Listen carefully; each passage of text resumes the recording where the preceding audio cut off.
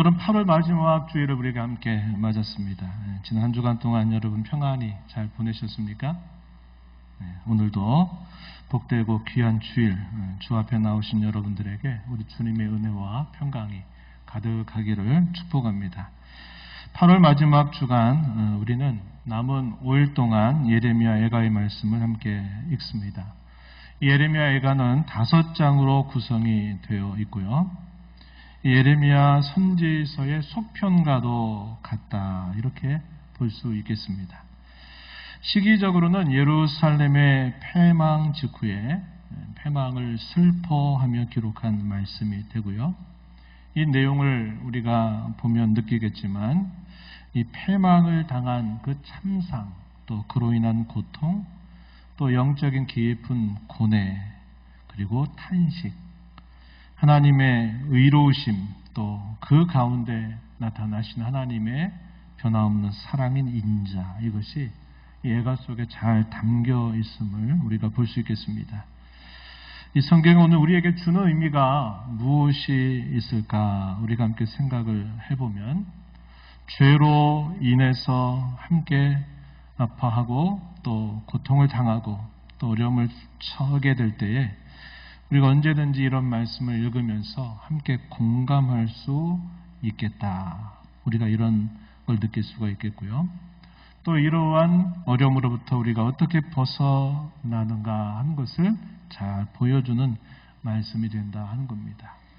마치 오늘날 우리가 살면서 시편을 읽으면서 시편은 영혼의 해부학이다 이렇게 말하는 것처럼 아주 고대에 기록된 말씀의 내용들일지라도 그 말씀을 읽으면서 오늘 내가 동감하고 함께 눈물을 흘리고 함께 기뻐할 수 있는 것처럼 이 예레미야 애가의 말씀도 우리가 잘 살펴보면 오늘 우리에게 여전히 이 말씀은 살아서 역사하고 있음을 경험하게 된다 하겠습니다. 예레미야 애가가 5장으로 되어 있는데요. 1장부터 4장의 내용은 우리말로는 이제 특성이 표현이 안 되지만 알파벳의 순서를 따릅니다. 마치 우리나라 가로 1절을 시작하면 나로 2절을 시작해서 쭉 한 절씩 이렇게 글이 묶여 있다 하는 겁니다. 히브리어 자음은 22개예요. 그래서 여러분 잘 보시면 이 각 장마다 몇 절로 구성이 되어 있어요? 22절씩 구성이 되어 있음을 우리가 보게 됩니다. 그래서 우리말로는 그걸 알 수 없지만 본래 언어로 보게 되면 이게 가나다의 순서를 따르면서 애가가 기록되고 있는 특성을 우리가 생각해 볼 수 있게 되고, 특별히 오늘 우리가 읽은 이 3장의 내용은 조금 더 특별한 성격을 가지고 있는데 66절로 되어 있어요. 그래서 알파벳의 순서를 따르는데 3절씩 묶여 있어요. 예를 들어 가 해서 이게 1절, 2절, 3절, 나 그러면 4절, 5절, 6절 이렇게 해서 전체가 66절로 구성이 되어 있는 특징을 잘 보여주고 있다 하는 겁니다. 애가 슬픔의 노래라는 의미죠. 애가라고 해서 그저 슬픔과 비탄만 담겨 있다고 생각해서는 안 됩니다. 보통 슬픔은 낙심과 비애를 가져다 주지만요, 참되게 슬퍼하는 것은 소망을 낳는 모태의 태반과도 같습니다. 예레미야 애가가 바로 그러하다 하는 것을 우리가 볼 수 있겠어요. 하나님 앞에서 참되게 슬퍼할 줄 아는 사람은 그분이 주시는 위로와 소망을 받게 되어 있습니다. 어쩌면 우리의 역사를 되돌아보면 과거의 어려운 시절을 살아갔을 때는 우리가 이러한 마음을 가지고서 하나님의 위로와 소망을 경험하며 신앙걸음을 걸어올 때가 많았는데, 요즘 이 지금을 살고 있는 저와 여러분에게는 이러한 모습들이 많이 멀어진 것 같아 하는 생각이 들어요. 그래서 오늘 우리가 이 말씀을 살펴보면서 부디 이러한 모습을 또 회복하게 되는 시간이 되기를 바라고 그러한 계기가 되기를 기대합니다. 오늘 설교의 제목, 막힌 땅 열린 하늘, 이런 제목을 붙여봅니다. 제목을 생각해 보면서 오늘 말씀의 마음을 기울이고 함께 살펴보십시다. 그리고 우리 안에 역사하시는 성령께서 우리를 깨닫게 하시고 또 우리에게 새롭게 하시는 은혜를 풍성하게 주시기를 바랍니다. 예레미야는 유다의 왕조 가운데서 요시야 왕 제13년에 그가 부름을 받게 됩니다. 그리고 유다의 마지막 왕이었던 시드기야 제11년 그때에 유다 나라가 패망을 당하게 돼요. 그래서 주전 약 627년으로부터 586년 약 40여 년 정도 시간이죠. 예루살렘이 사로잡혀 가기까지 그는 약 40년 정도 동안 하나님의 말씀을 전한 선지자였습니다. 사로잡혀 가고 나서 그의 사역이 끝났느냐? 그렇진 않아요. 그 이후에도 그가 적어도 10년 정도 이상은 계속 함께 그 백성들 가운데 있으면서 말씀을 전했던 것을 우리가 성경을 통해서 확인해 보면 예레미야 선지자는 약 50여 년 정도 유다의 말기의 부름을 받아서 참 힘겨운 격변을 겪는 그런 시대에 말씀을 전했던 종이었음을 우리가 알게 됩니다. 어렵게 그럭저럭 버텨왔던 예루살렘이 마침내 바벨론에 함락됨으로써 유다는 패망을 당하게 되고 예루살렘은 황폐해졌습니다. 패망 직후에 예레미야는 그러한 모습을 애가를 통해서 그대로 그 당시의 참상을 표현해 줍니다. 자신이 바라보는 예루살렘과 유다 백성들의 모습은 낙심과 절망으로 가득 차 있음을 보여줍니다. 18절, 20절 말씀 여기 보면 어떤 표현이 있냐면 소망이 끊어졌다. 낙심이 된다. 이렇게 표현을 해주고 있습니다. 그가 이런 마음을 가지게 된 이유, 그 이유는 유다의 패망과 황폐함 때문이었음을 우리가 확인할 수 있겠는데 예레미야가 1장 1절로부터 3절 말씀 또 이어서 7절과 8절을 간단히 한번 보시면 이렇게 표현되어 있어요. 슬프다 이 성이여 전에는 사람들이 많더니 이제는 어찌 그리 적막하게 앉았는가. 또 전에는 열국 중에 크던 자가 이제는 과부같이 되었다. 전에는 열방 중에 공주였던 자가 이제는 강제 노동을 하는 자가 되었도다. 패망으로 인하여 그들이 겪는 큰 변화를 예레미야는 이렇게 전에와 이제라는 말로 대조하면서 표현을 해줍니다. 2절의 말씀에 보면 밤에는 슬피우니 눈물이 뺨에 흐름이여 사랑하던 자들 중에 그에게 위로하는 자가 없고 친구들도 배반하여 원수들이 되었다. 이렇게 표현을 해줍니다. 눈물의 선지자라고 불릴 만큼 이 예레미야 선지자는 많은 눈물로 밤을 지새웠던 그런 선지자임을 보게 돼요.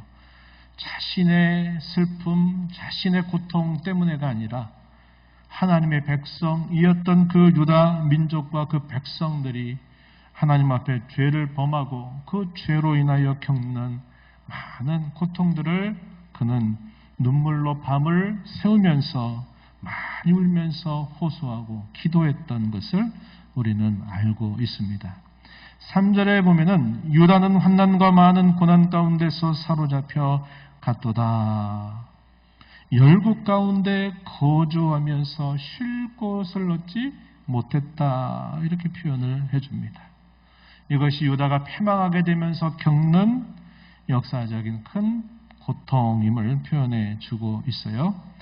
7절 조금 뒤로 가서 보시면 예루살렘이 환난과 유리하는 고통을 당하는 날에 옛날의 모든 즐거움을 기억하였으며 그의 백성이 대적의 손에 넘겨졌지만 그를 돕는 자가 없었다. 대적들은 그들을 비웃는 모습을 나타내고 있다고 말합니다. 예루살렘이 많은 민족들에게 조석거리가 되고 업신여김을 받는 처지가 되었다. 이렇게 말해주고 있습니다.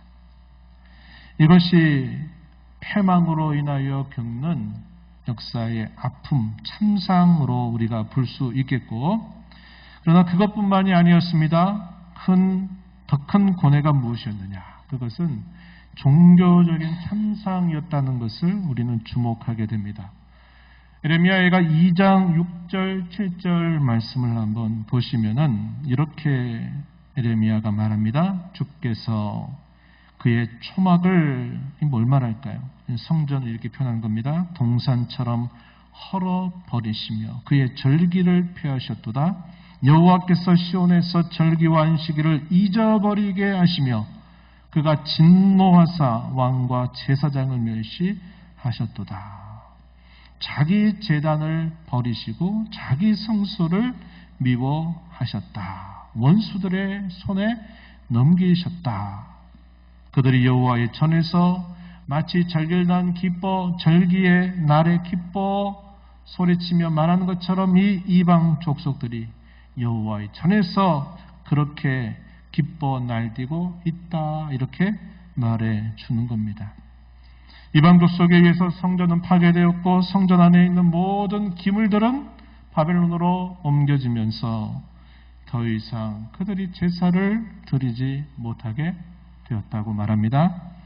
안식일이 이제는 이름으로만 있는 안식일이 되어버려서 그들이 안식일을 지킬 수가 없게 되어버렸고 절기를 그들이 지킬 수도 없는 상황이 되어버렸습니다. 이것이야말로 예레미야가 봤을 때 역사적인 참상, 외적인 참상보다도 더 큰 참상의 내용임을 그는 말해주고 있다는 겁니다. 유다 백성들이 이런 참상을 겪고 있으면서도 두 갈래 길로 갈라지고 있음을 성경은 보여줍니다. 이 두 갈래 길이라고 하지만 실제로 말하면 넓은 길과 좁은 길로 이렇게 말할 수 있겠습니다. 패망을 당하기 전이나 패망을 당한 후 상황은 너무나 많이 달라졌지만 대다수 유다 백성들의 마음은 달라지지 않았습니다. 그런 일로 인하여 겸비해지는 것, 겸손해지는 것이 아니라 여전히 교만하고 완고한 모습을 그대로 나타내고 있다 하는 것이죠. 우리가 이것을 통해서 확인하게 되는 하나의 이치가 있습니다. 그게 뭐냐면 상황이 낮아진다 해가지고 사람의 심령이 낮아지는 것은 아니로구나 하는 것을 우리가 알게 되는 겁니다. 이러한 이야기는 멀리 볼 거 없어요. 우리 자신을 들여다봐도 이런 모습이 나타나고요. 우리 주위에 일어나는 여러 일들을 바라볼 때도 사람들이 이런 태도를 보이고 있다는 것을 쉽게 이해할 수 있는 것입니다. 선지자를 포함한 소수의 백성들은 이런 참상 앞에서 겸손해지고 회개의 자리로 나아갑니다. 예레미야가 3장 2절 상반절 거기를 보면 이런 사람들은 근심하게 되지만 긍휼을 입을 것이다 라고 말해주고 있습니다. 하나님 앞에서 근심하는 것은 성도에게는 꼭 필요한 것입니다. 왜냐? 그것이 은혜를 받는 수단이 되기 때문이에요. 이에 대해서 우리는 고린도 후서 7장 11절 말씀을 떠올릴 수 있어요. 한번 그 말씀을 한번 보시면 이렇게 표현됩니다. 보라 하나님의 뜻대로 하게 된 이 근심이 너희로 얼마나 간절하게 하며 얼마나 변증하게 하며 얼마나 분하게 하며 얼마나 두렵게 하며 얼마나 사모하게 하며 얼마나 열심히 있게 하며 얼마나 벌하게 하였는가. 너희가 그 일에 대하여 일체의 너희 자신의 깨끗함을 나타내었느니라. 이렇게 말해 줍니다. 바울 사도는 세상의 근심은 사망을 이루게 되지만 하나님의 뜻대로 하는 근심은 구원에 이르게 하는 회개를 이룬다라고 말하면서 그 근심이 우리에게 어떠한 유익을 가져다 주는지 이와 같이 여러 가지로 설명을 해주고 있다 하는 것입니다. 근심이 없는 게 무조건 좋은 것만 아니다 이 말이죠. 하나님 앞에서 참으로 그분의 뜻 앞에서 근심할 줄 아는 것, 이것은 오히려 우리의 신앙을 깨우고 우리의 신앙을 더 앞으로 전진하게 하는 디딤돌이 된다 하는 것을 성경은 우리에게 가르쳐 주고 있는 겁니다. 오늘은 뭐를 먹고 뭐를 마시고 뭐를 입고 살고 내가 언제나 내가 살 집을 마련하고 내가 언제나 더 큰 집을 마련할까 하는 이러한 생각에 젖어 살아가는 삶 말고 내가 하나님의 은혜를 받은 자로 그 은혜를 받고 살면서 주님이 기대하심과 바람이 이것인데 나는 왜 그렇게 살지 못하는가? 나는 여전히 왜 죄 가운데 있는가? 나는 왜 그분의 관심을 내 삶에 채워가지 못하는가? 등등 이러한 것들로 진심으로 근심하고 슬퍼할 줄 아는 사람, 이런 사람은 이러한 좋은 유익을 얻게 된다라고 성경은 말해주고 있는 겁니다. 제가 설교 초두에 말씀을 드렸어요. 옛날에는 상황적으로 이런 일들이 많았어요. 그렇죠? 6.25 동란 이후에 참 어려운 때를 사셨고 또 보릿고개나 힘겨웠던 때를 살았던 때는 그야말로 하나하나가 주님이 도와주시지 않으면 안 되는 때를 살았기 때문에 많이 울기도 했고 기도도 했고 하나님의 도움을 구하다 보니 하나님이 공급하시는 손길을 경험을 많이 하기도 해서 그게 우리 신앙의 좋은 양분이 된 것을 우리가 가지고 있지만 그러한 시대를 지나서 먹고 마시고 살 것을 근심하고 염려하지 않는 시대가 되어버리게 되니까 우리가 이렇게 하나님 앞에서 우리 자신을 돌아보면서 때로 근심하고 슬퍼하는 그런 기회라는 것이 많이 사라져 버려서 우리의 영적인 상황이 매우 피폐하게 되어 있다는 것을 우리는 살펴보면서 안타까워하게 되는 것입니다. 우리는 여기서 똑같은 상황에 처한다 하더라도 서로 다른 생각을 가지고 있음을 봅니다. 그러면 어떻게 하면 똑같은 참상을 겪으면서도 겸손하고 회개해서 마침내 이 구원의 은혜를 경험할 수 있을까요? 두 가지를 생각해 봅니다. 하나는 그 모든 일을 주관하시는 분이 하나님이시다라는 것을 인식하는 것입니다. 하나님의 주권적인 섭리를 인식하는 자세라 이렇게 말할 수 있겠습니다. 우리가 어떤 일들을 겪게 될 때는 대부분은 원인이 있어요. 그 원인이 있어서 우리가 그 이유를 아는 것이 어렵지 않을 때가 많지만은 어떤 때는 그 이유를 알 수 없을 때도 있는 것입니다. 우리가 그 이유를 알게 되든지 때로 그 이유를 알지 못하든지 우리의 상황 속에 이 모든 삶을 주관하시는 분이 하나님이시고 그분이 주권으로 우리의 삶을 돌보시고 이끌어 가신다는 이런 것을 언제나 인정하는 자세죠. 또 하나는 하나님 앞에서 자신의 모습을 인식하는 것입니다. 하나님 앞에서 인격을 가진 주체자로 서서 나 자신을 보는 것입니다. 여러 사람을 통해서 보는 거 아니에요.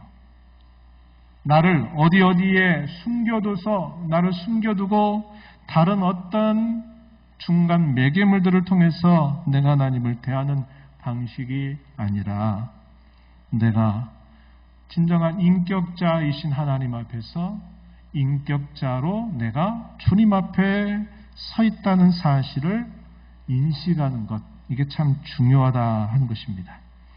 선지자 예레미야는 자신이 겪고 있는 이런 참상 앞에서 이러한 태도를 잘 보여주고 있는데 예를 들어서 예레미야 1장 말씀에 보면요 14절에 이런 말씀을 해요. 내 죄악의 멍에를 그의 손으로 묶고 얽어 내 목에 올리사 내 힘을 피곤하게 하셨으며 내가 감당할 수 없는 자의 손에 주께서 나를 붙이셨도다. 자신이 겪고 있는 자기의 민족이 겪고 있는 그 참상의 아픔과 고뇌를 이렇게 표현하면서 하나님께서 이와 같이 하셨다라고 그는 고백을 하고 있다는 겁니다. 18절 조금 뒤로 가면 이렇게 또 표현해요. 여호와는 의로우시도다. 내가 여호와의 명령을 거역하였도다. 실상 실제적으로 말해보면 이 표현이 안 맞는 것처럼 보여요. 왜 그렇습니까? 선지자 예레미야가 그 당시의 말씀을 받아서 거룩한 선지자로 살면서 그 백성과 구별된 삶을 살았다는 것은 너무나도 분명한 사실이었을 것입니다. 그런데 예레미야는 뭐라고 말합니까? 하나님은 의로우시다.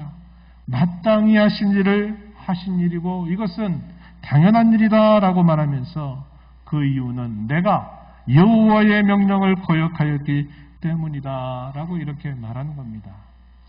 하나님 앞에서 다른 어떠한 핑계나 어떠한 변명, 어떠한 탓을 하는 자세가 아니라 하나님 앞에 내가 서 있는 내 모습을 두고서 이렇게 자신을 고백할 수 있다고 하는 것.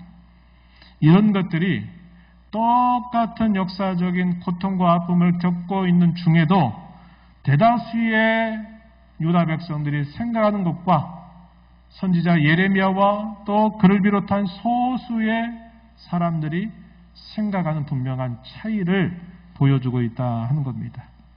성도로 살아가는 저와 여러분은 이 세상에 똑같은 역사 현실을 살아가고 똑같은 상황을 겪는다 하더라도 우리는 어떤 생각을 해야 됩니까? 하나님의 주권적인 섭리 앞에서 우리 자신을 그대로 돌아보고 우리 자신을 그대로 살피는 그런 자세를 가지고 우리가 그런 상황들을 보게 되면 전혀 다른 결과를 가져올 수 있다는 것을 우리는 배우게 되는 것입니다. 비록 막힌 땅처럼 보이는 비참한 현실일지라도 하늘은 열려 있습니다. 본문 21절 말씀에 보면요. 예레미야가 고초와 재난, 곧 쑥과 담즙을 마음에 담아 두었다. 물론 이것은 20절, 21절을 이어서 볼 때 표현한 겁니다. 이것을 마음에 담아 두었더니 그것이 오히려 소망이 되었다고 말합니다. 이것은 저절로 그렇게 된 것이 아니라 하나님께서 주신 은혜임을 알려줍니다. 그는 열린 하늘에 계신 하나님의 본심이 무엇인지 다시 묵상하고 있습니다. 본문 33절 말씀 보시면 이렇게 말하죠. 주께서 인생으로 고생하게 하시며 근심하게 하심은 본심이 아니시로다. 하나님의 본심 이야기했어요. 우리도 이런 표현을 가끔 사용하죠.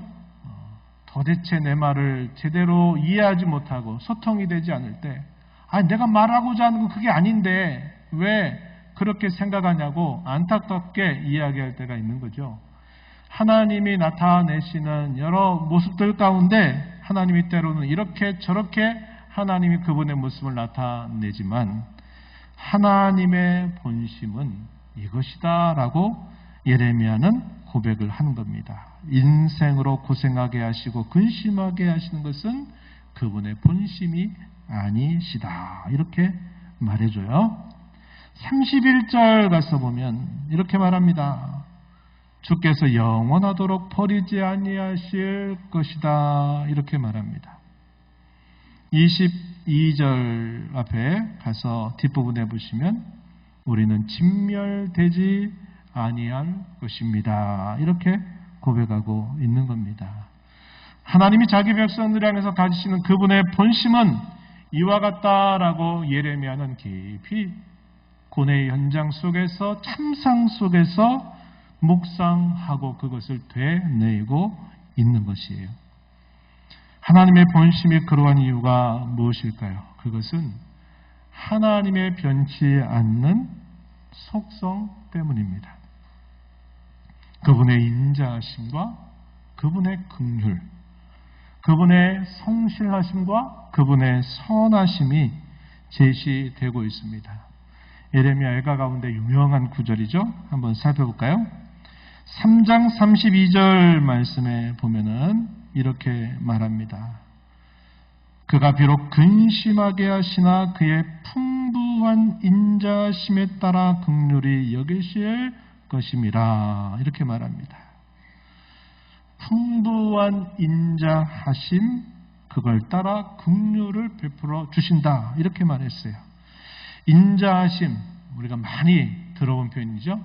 헤세드란 말인데, 변치 않는 하나님의 사랑, 변치 않은 약속에 근거한 사랑을 말할 때 이걸 인자하심이다. 이렇게 표현하고요.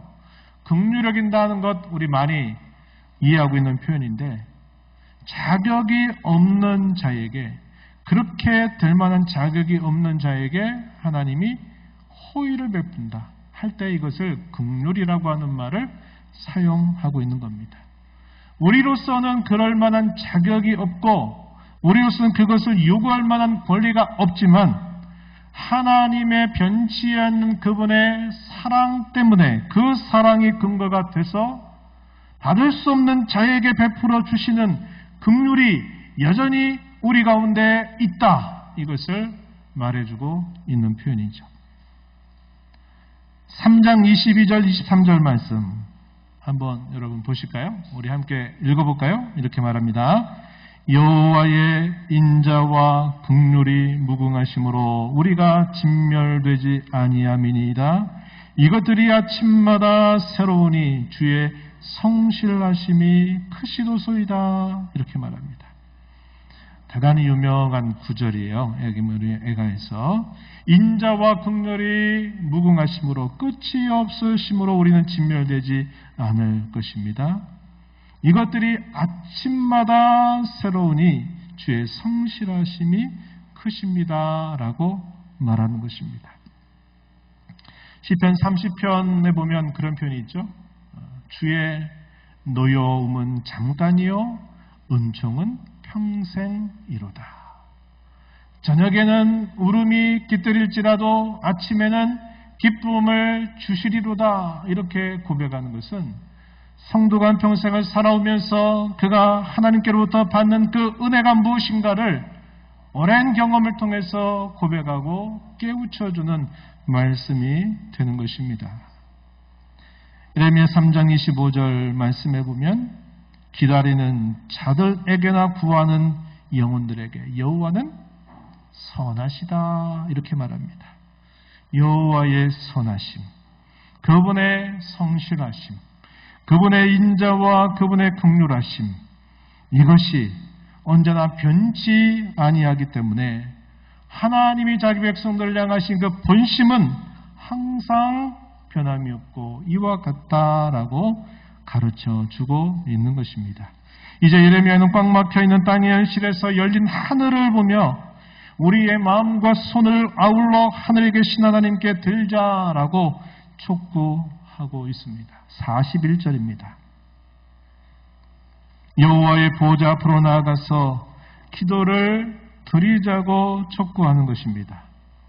예레미야 애가 5장 19절 말씀에 보면은 하나님은 영원히 살아계신 분이시고 그의 보좌는 영원하다라고 가르쳐 주고 있습니다.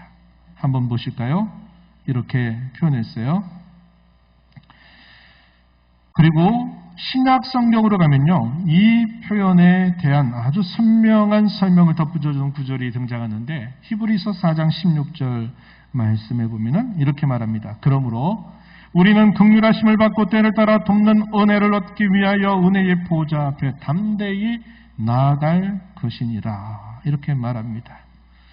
영원한 주의 보좌, 자기 백성들을 향하여 본심이 변치 아니하시는 그분이 영원히 다스리는데 그분의 보좌가 그리스도 때문에, 그리스도의 구속의 공로 때문에 그 보좌는 우리에게 어떤 보좌가 되었느냐?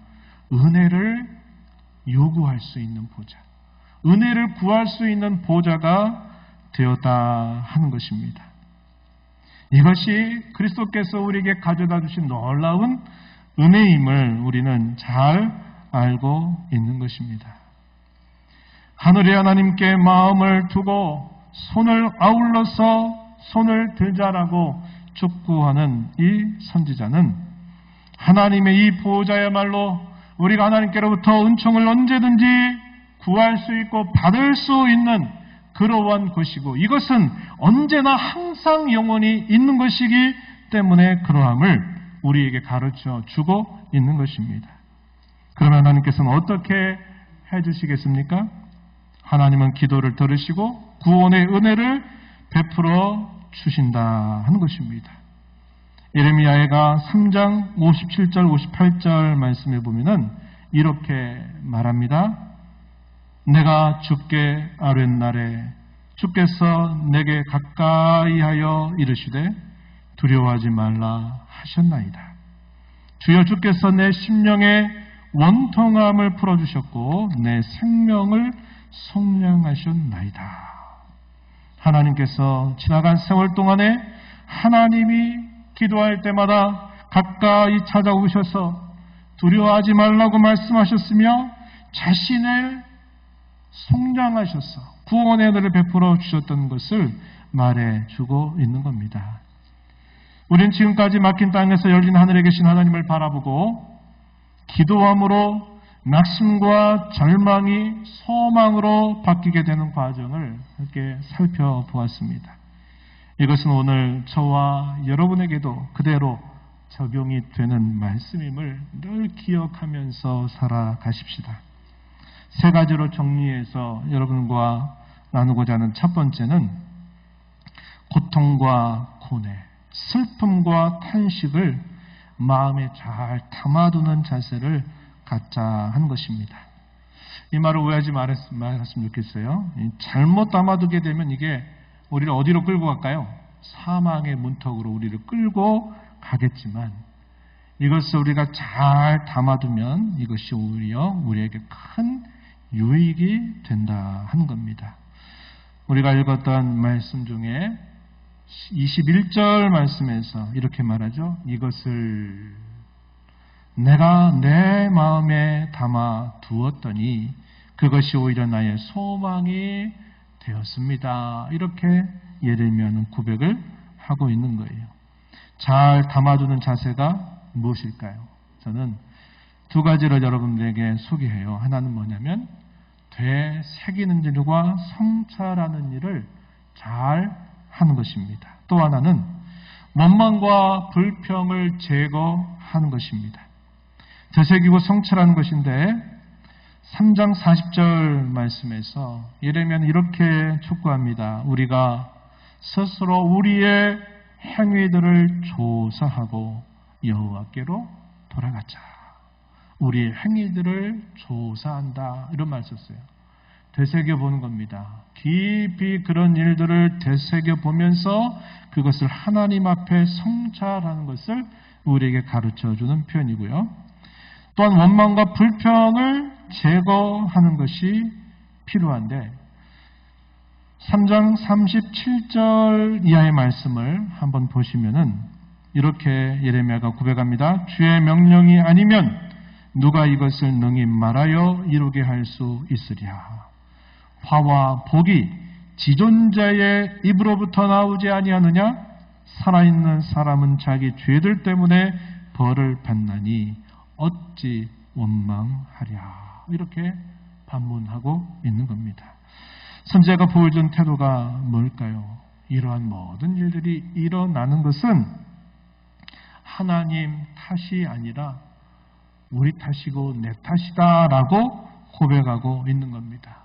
하나님을 향해서 원망하고 불평하는 태도, 또 어떤 상황을 탓해서 그거에 뭔가를 몰아붙이려고 하는 그런 태도를 취하는 것이 아니라 하나님 앞에서 그 모든 일들을 잘 성찰하고 돌아보면서 그것을 되새기는 일을 하는 것임을 보여주고 있다 하는 겁니다.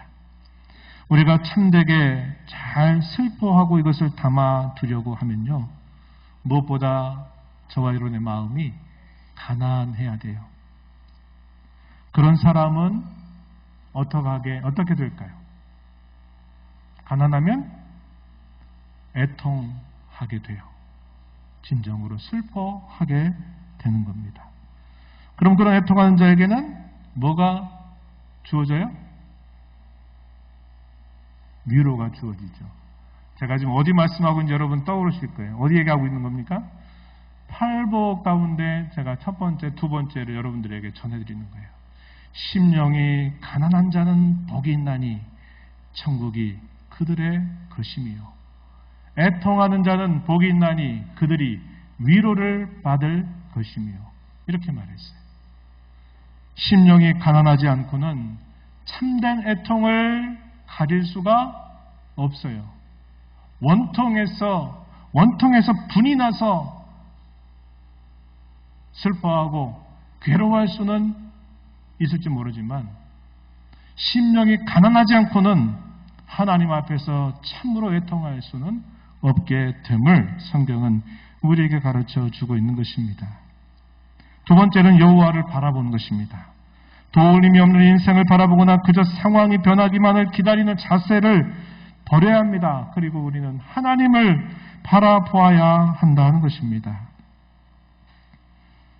우리가 읽었던 본문 24절 이하의 말씀에 보면, 내 심령에 이르기를 여호와는 나의 기업이시니 그러므로 내가 그를 바라리라 하도다. 기다리는 자들에게나 구하는 영혼들에게 여호와는 선하시도다. 사람이 여호와의 구원을 바라고 잠잠히 기다림이 좋도다.